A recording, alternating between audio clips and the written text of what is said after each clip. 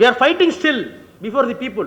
No doubt, Vice President of India, a constitutional head, number 2 place in the Constitution, he said in the Speaker's Conference that the basic structure of the Constitution should be amended as against the Kesavananda Bharati case.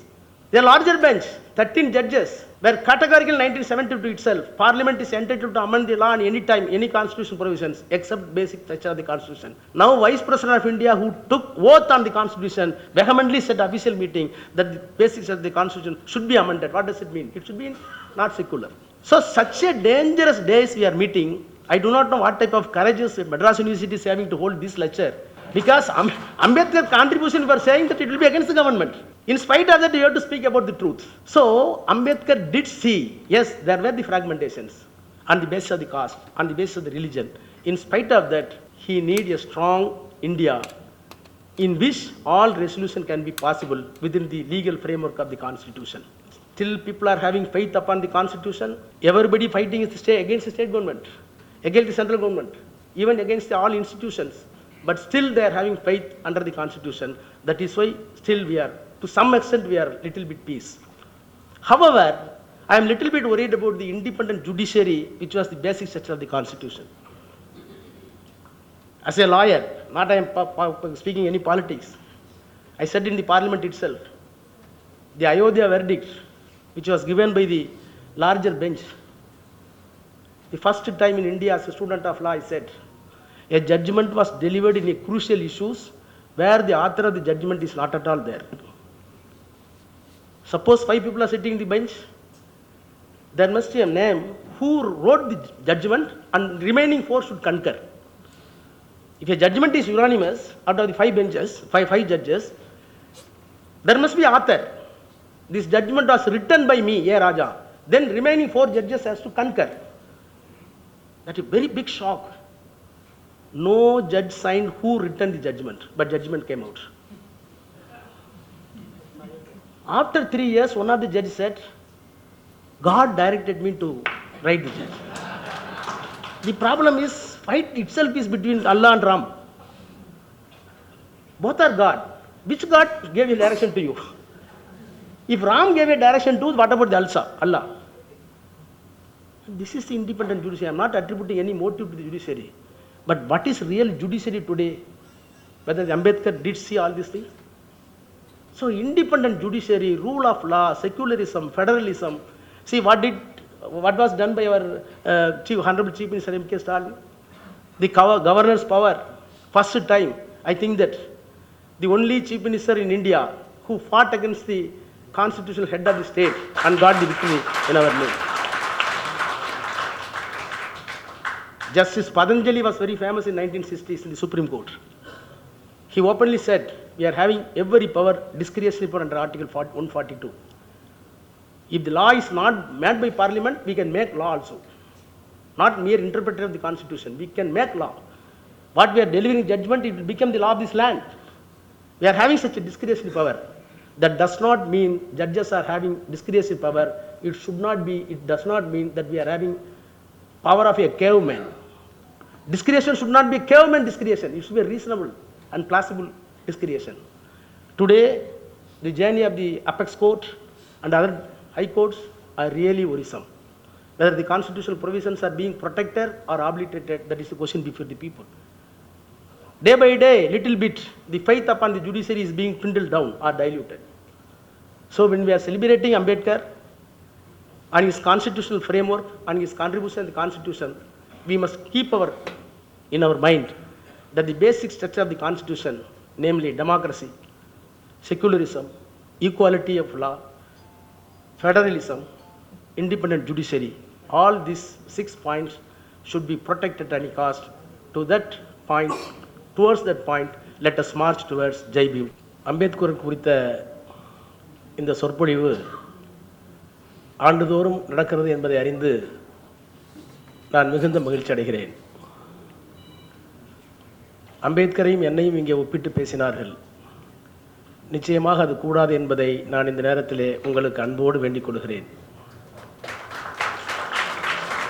அம்பேத்கருடைய ஆளுமை ஒருவரை பாதித்திருக்கலாமே தவிர அம்பேத்கருடைய ஆளுமையை இன்னொருவர் பெரிது என்பது எப்போதும் இருக்க வாய்ப்பில்லை என்பதை நான் அறிவித்து கூற முடியும். the topic which was given to me, Dr. Ambedkar's contribution to social, political, and constitutional thoughts in Indian polity, is a very wide subject. Of course, this topic has to be divided into 3 or 4 parts, and each and every part will get its own significance if a separate and identical lectures are being delivered. But in the late evening, I was given such a hard and crucial task to comprise everything in one capsule. I do not think that I am able to or I am competent to deliver up to your satisfaction. Still, I have to try here. Dr. Ambedkar said, I quote, "An educated man without humility and character is more dangerous than a beast if his education is detrimental to the society and the country." Unquote. I am very happy that this university, professors and students are really the noble educated persons as Ambedkar visualized in his thoughts. For that alone, I have to express my thanks to the Department of Legal Studies and the Educational Trust, Ambedkar Academy, and professors and students of this university. No doubt everybody knows Dr. Ambedkar is the architect of the Constitution. Even the people are not aware of the constitutional provisions. In some of the quarter, Ambedkar is identified as an icon for the Dalit rights. Since the country is divided on caste, each and everybody is having inculcated with the caste feeling in their mind, wanted to give a label for Ambedkar in order to minimize his size of knowledge and wide prowess in the academic career. However, Ambedkar is having many dimensions. In one part of time, he wrote Karl Marx and Buddha. People are saying that left quarter, that the comparison itself is wrong. Ambedkar vehemently said, "Look, I am the first person returned with foreign abroad doctor degree in economics. Don't teach me." Then he set out the reasons how Karl Marx and Buddha addressed the various issues in the society, including economics. Then everybody stopped to criticize Dr. Ambedkar. So in that sense, he is an economist. No doubt he is a constitutional architect. No doubt he is a big financial, diligent brain. When Dr. Manmohan Singh was the finance minister of India in the Rajya Sabha, he openly admitted, where I got the liberalization and globalization thought little bit, I got all ideas from the Ambedkar book, namely problem of rupee. So economic knowledge, social knowledge, political knowledge, constitutional knowledge.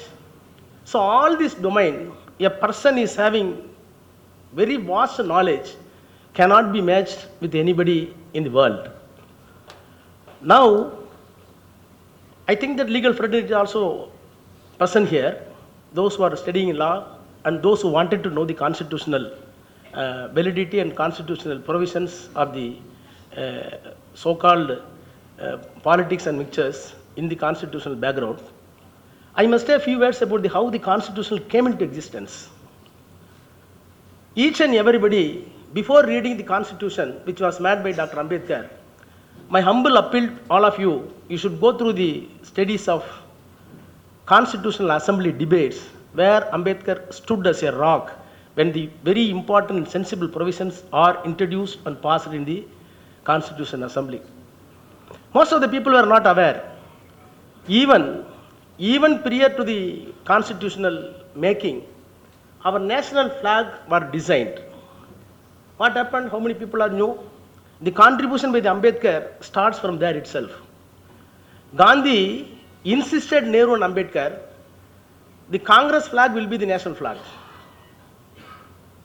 That the Ratai, Tindal, must be there in the center of the tricolor flag. Ambedkar did resisted it.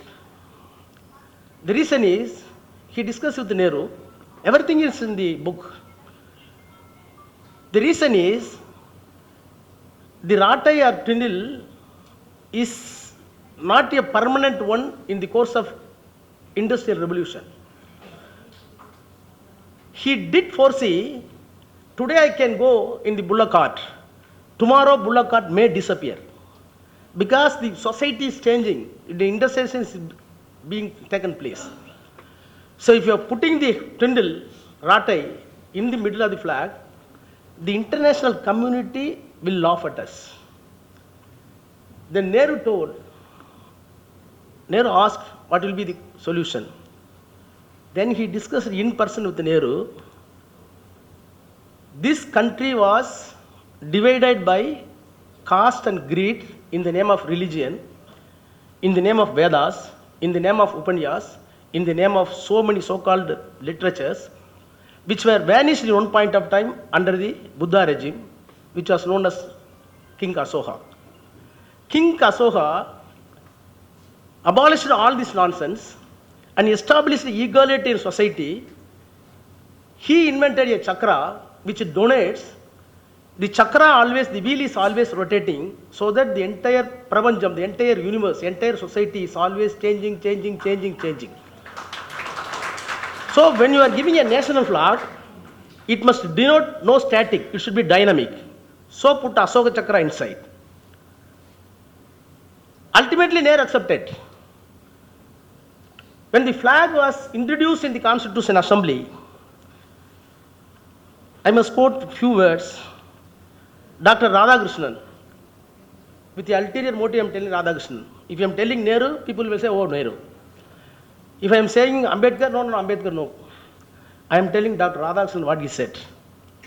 When the flag was introduced in the Constitution Assembly, so many people did their lecture. Dr. Radhakrishnan says, I should 18 July 1947, for approval, the Asoka Chakra was placed in the middle of the flag as Nehru's choice. On the recommendation of Ambedkar, he said on that occasion, I quote, I should like you to think that the Asokan period in Indian history was essentially an international period. It was not narrowly just a national period, it was a period when India's ambassadors went abroad for faraway countries, not in the way of an empire and imperialism, but ambassadors of peace, culture and goodwill. He did not fail to mention, it is a folly for any nation or race to think that it can only give to and not to receive from the rest of the world. Once a nation or a race begins think like that, it becomes rigid and becomes ungrowing. It grows backward and decays. In fact, India's history can be traced. India's period of decay are those when it closed and refused to receive. Another second point is very important. Ashoka wheel represents a wheel of law, a wheel of dharma. There are ever so many institutions which were worked into our social fabric, like caste and untouchability. Unless these things are scrapped, we cannot say that we either seek truth or practice virtue. This wheel, very important, not Raja, Dr. Radhakrishnan. This wheel, which is a rotating thing, which is a perpetually revolving thing, indicates to us there is a death in stagnation. Death in stagnation. There is a life in movement. Our so-called dharma is sanadana. Our so-called dharma is sanadana, eternal, not in the sense that it is a fixed deposit, but in the sense that it perpetually changing, rotating as Ashoka wheels rotates. Its interpreted continuity in its sanadana character. So even with regard to our social condition, it is essential for us to move forward. This flag tells us, be alert, be ever on move, go forward, flexible, compassionate, decent democratic society in which Christians, Sikhs, Muslims, Hindus, Buddhists will all find a safer shelter, unquote. So when the national flag of this country was designed, Ambedkar did a big role in consulting Nehru. Ultimately, the Tyndall Ratai was removed and Ashok Chakra was placed in the flag. Most of the people are know. Gandhi openly said, my will was not activated. There is no swindle in the flag. I will not salute this flag. It is there on record. Gandhi said, I will not salute this flag. The irony is that he did not salute the flag, but on his dead body, the flag was placed. So making the constitution right from 1946, the national flag itself, Ambedkar's role was very big. Thereafter, he introduced the constitution. When the constitution preamble was enacted, he wrote in such a way, we the people of India having solemnly resolved to constitute India into a sovereign, secular, socialistic, democratic republic as it is now. But the socialistic and secular, both words are not there when Ambedkar enacted the preamble. He was very clear. As one of our speakers put it, some people wanted to say that constitution must start in the name of God. Then who will be the God? That will be a problem. Some people suggested in the name of Almighty, whether it is Allah or God, whatever be. But Ambedkar said no. The sovereign power of the country must be derived from the people. So people are our masters. So he put, we the people of India having solemnly resolved so and so. Then, that time you know all better, that the partition was effected. Pakistan declared as a theoretic state. That was Mother Sarbullah Nadu. It is Islamic Nadu. They declared Islamic country. But whereas in India, Muslims are there, Christians are there, Hindus are there, Sikhs are there, other minorities like Buddhists, Jains are there. How many languages? More than 6,000 languages. How many castes? More than thousands. What type of food are available across the country? What is available in Tamil Nadu? You cannot get it in Kashmir. What is available in Manipur? You cannot get it in Madhya Pradesh. What about your dress? Your veti and shattai cannot be available in other states. Rajasthani Gurda cannot be here. So, food habits, clothes, civilization, culture, everything is different. That is why Nehru and Ambedkar clearly called it is not a nation, it is not a single country, it is a subcontinent of culture of all. So how the country can be united? How the country is united? Ambedkar was very clear in the Constitutional Assembly. A country can be united if you are admitting and recognizing the differences of the people on their own inheritance. You cannot say one language. No doubt Ambedkar wants a powerful center. A strong center he needs. I belong to Dravidian party which is not acceptable to us. Why I am being called I do not know. But there is a similarities and identical aspect of Periyar and Ambedkar. The reason is, Ambedkar is the first person who said and who wrote that if at all any race, any community are eligible to claim this country is their own, they are Dravidians. The entire country was Dravidian country, Nagas. When the Aryan invasion came in the north, slowly the Dravidians were pushed to south, and south is remaining as a Dravidian. The real owner of this country is really Dravidian stocks, Dravidian. The real language is Tamil. This is not said by Periyar or Anna or Kalaignar Karunanidhi or M.K. Stalin, our Honorable Chief Minister. This was written in his book. In such a manner, Dravidian ideology was accepted by Dr. Ambedkar, so that I came from the school of thoughts of Dravidian ideology, and I am saying that Ambedkar needs a strong center, which is not acceptable to us. That does not mean Ambedkar wanted to have a monarchy in the government. Please go through the thoughts on linguistic states. Few days back, when I was reading again Ambedkar, I got what we call some flash of thoughts in my mind. The delimitation should be opposed not on the basis of the population alone. Please take note of this. All your people are learned here. The delimitation is being opposed by all, including DMK and every person, on the basis of the population, simply because population was controlled by us, don't penalize. That is our defense. The real defense is lying with Dr. Ambedkar. Ambedkar says, this country is having multi-linguistic, multicultural. When you are having multicultural, multi-linguistic, the representation should not be on the head count. How many people are Tamilians? So we are having 40 MPs including Pondicherry.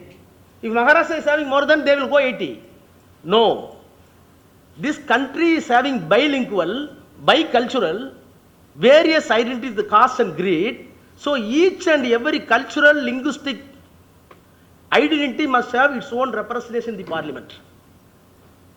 So it is not how many people you are having, how many head counts are you having, how many cultures, how many languages are you having, all this must be reflected in the parliament proportionately, not on the basis of the population. So thoughts on linguistic states, when Ambedkar argued for strong center, thoughts on linguistic states came into existence.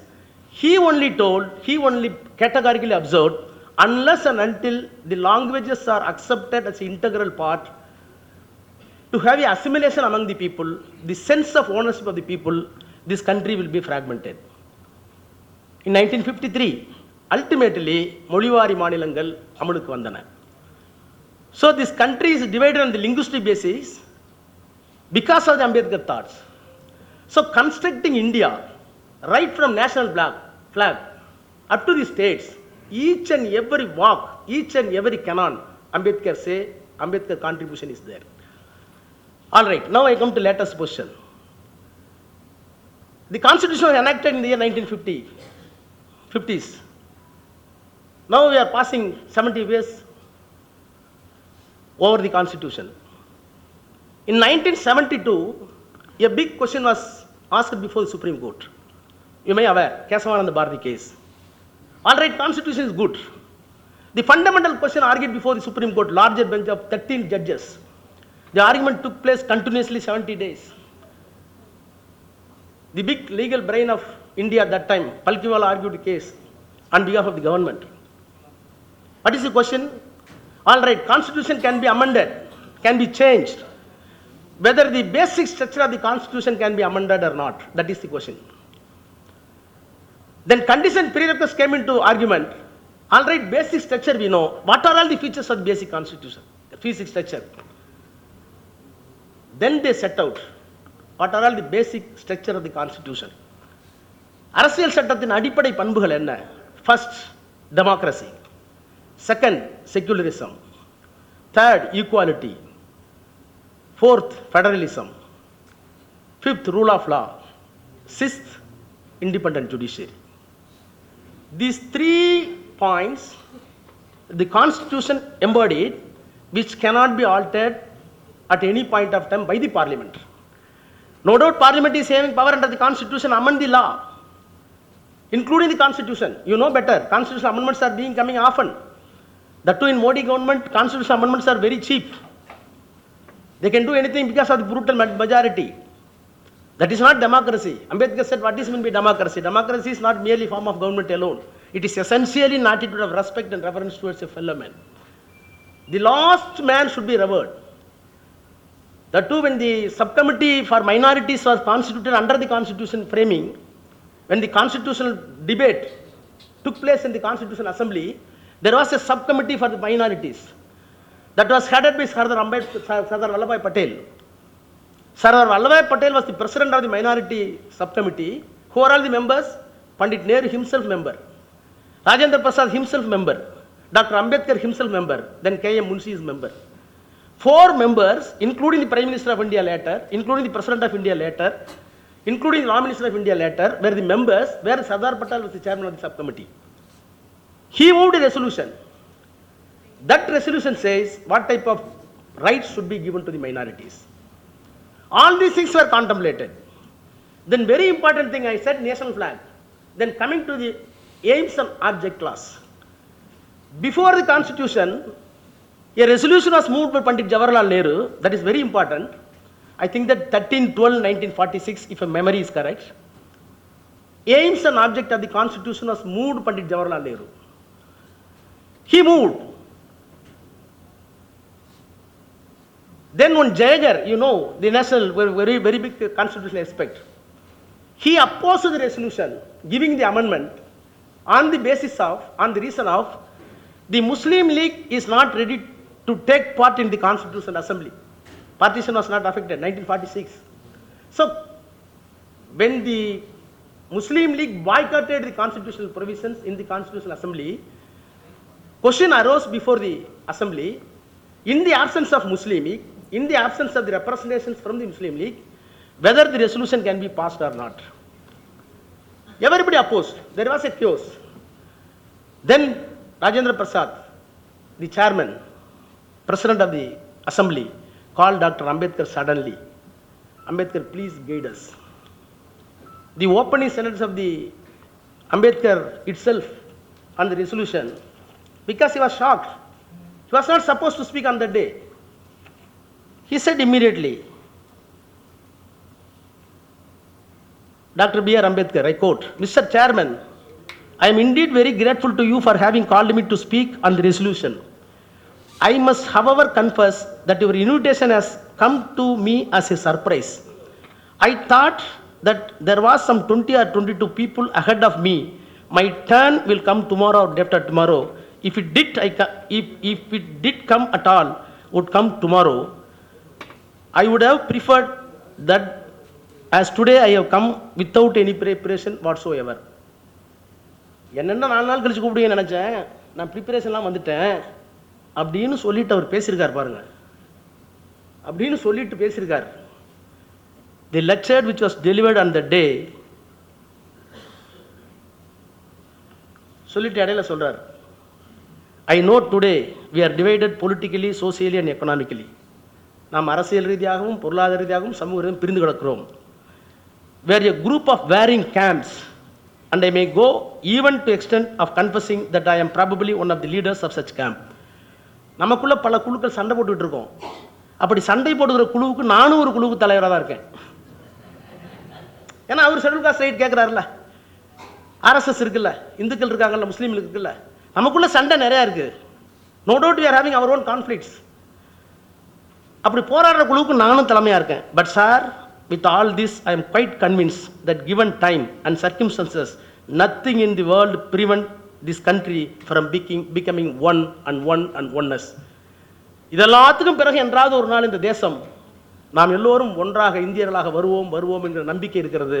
நீங்க கைத்தட்டுற மாதிரி அங்கேயும் கைத்தட்டிருக்காங்க, அங்கேயும் கைத்தட்டிருக்காங்க.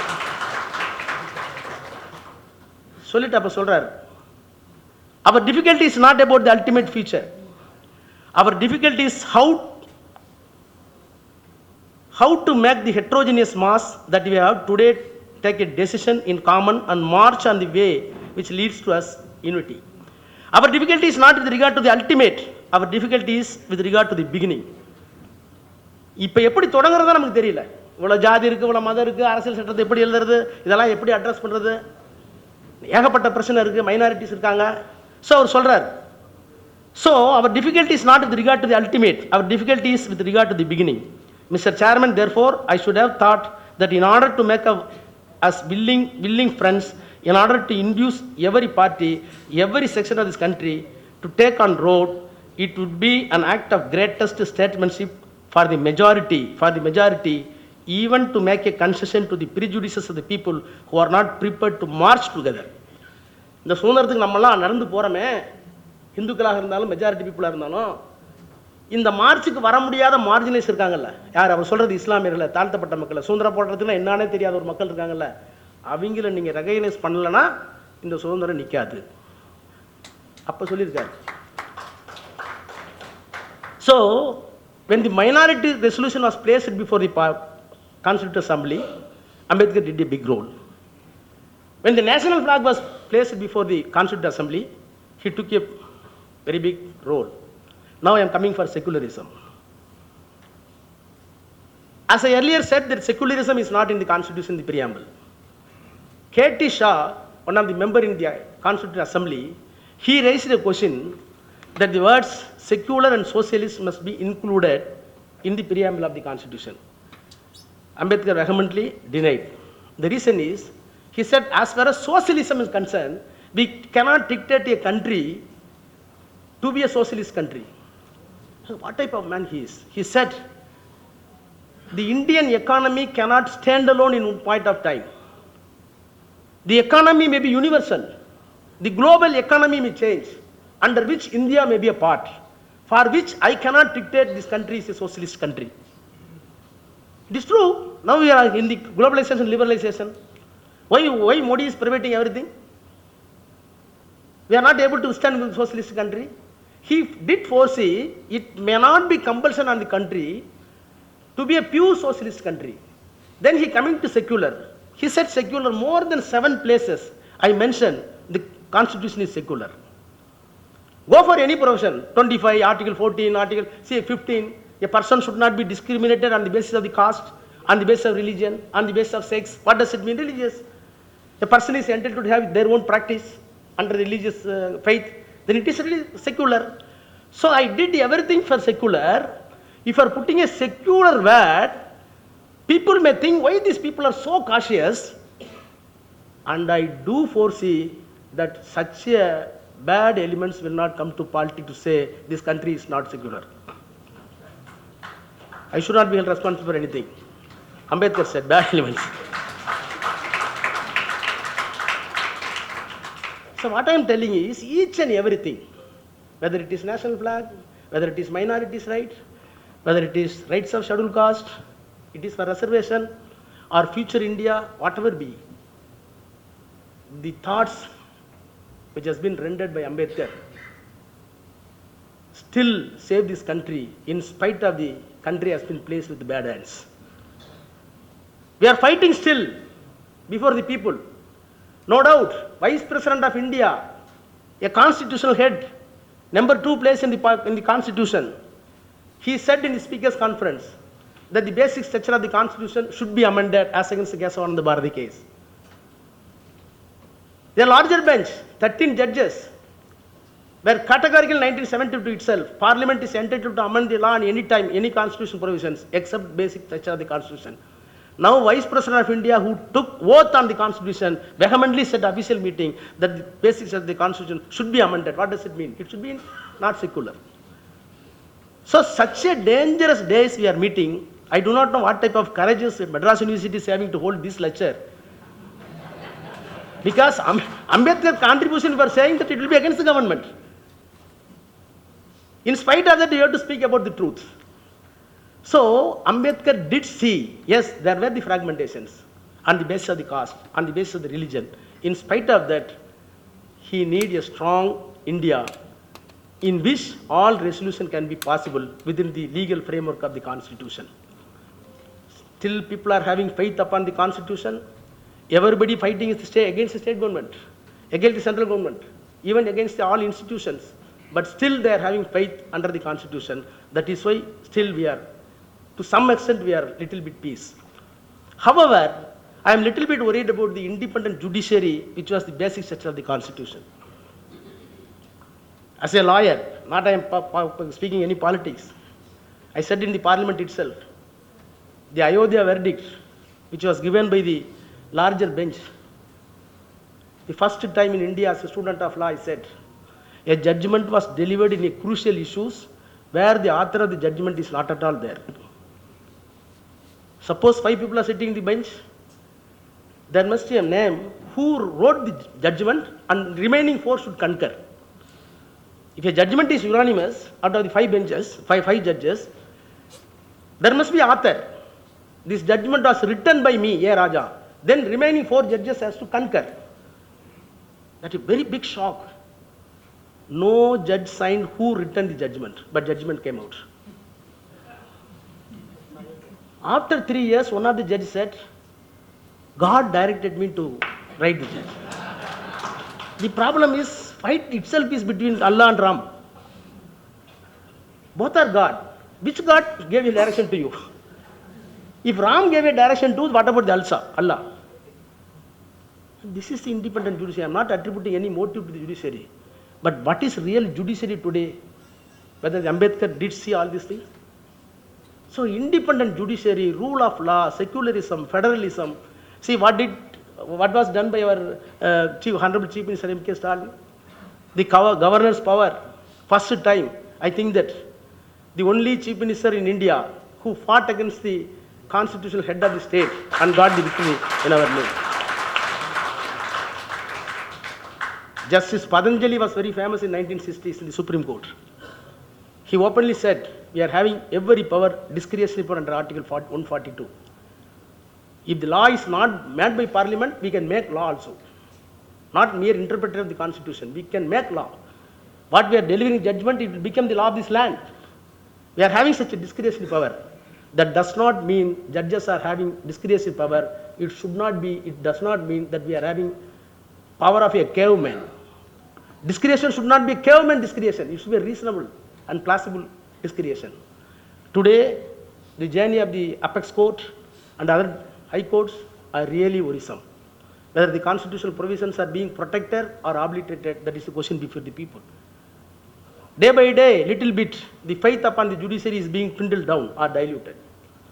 So when we are celebrating Ambedkar and his constitutional framework and his contribution to the Constitution, we must keep in our mind that the basic structure of the Constitution, namely democracy, secularism, equality of law, federalism, independent judiciary, all these 6 points should be protected at any cost.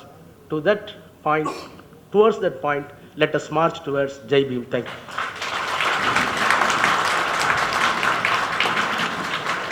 Thank you so much, sir.